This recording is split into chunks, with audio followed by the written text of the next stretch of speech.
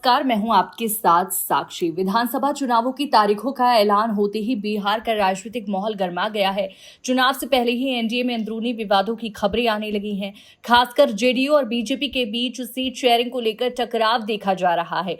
Reports के मुताबिक JDU अध्यक्ष नीतीश कुमार नाराज हैं और उनकी नाराजगी से पार्टी में हड़कंप मचा हुआ है।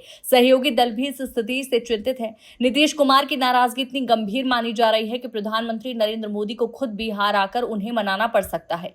बताया जा रहा है कि सीएम उम्मीदवारी से लेकर कई अहम मुद्दों पर बीजेपी के रवैये से असंतुष्ट नहीं है। नवंबर 2024 से ही नीतीश कुमार ने बीजेपी की चाल समझनी शुरू कर दी थी। एनडीए की बैठकों में उनकी गैर मौजूदगी और दिल्ली दौरे से दूरी बनाए रखना इनकी स्पष्ट जो पुष्टि है वो करता है। हाल ही में जेडीयू की कोर टीम की एक बैठक बुलाई गई है जिसमें करीब 400 से नेताओं ने उसमें हिस्सा लिया है। बैठक में उम्मीदवारों की दावेदारी, टिकट की रणनीति और नालंदा जिले पर विशेष फोकस किया गया। नीतीश ने अपने नेताओं को स्पष्ट निर्देश दिए कि इस बार जेडीयू को सबसे बड़ी पार्टी बनाना है और बीजेपी को पीछे छोड़ना है। टिकट के लिए कई बायोडाटा पहले ही सीएम के पास जमा कर दिए गए हैं और उन्होंने कुछ उम्मीदवारों को फाइनल भी कर लिया है।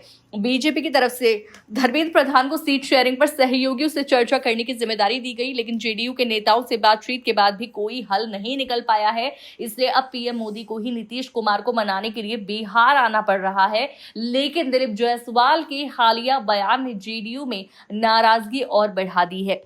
जेडीयू प्रवक्ता ने साफ कहा है कि पिछले 20 वर्षों से पार्टी एनडीए में बड़े भाई की भूमिका में रही है और मुख्यमंत्री पद पर नीतीश कुमार ही विराजमान रहेंगे और ये स्पष्ट संकेत है कि नीतीश अपनी मांगों के प्रति अड़े हैं और बीजेपी को उनकी सूची मानने के लिए मजबूर होना पड़ेगा। चुनाव की तारीखों का ऐलान होते ही स्थिति एनडीए में गंभीर चुनौती बन गई है।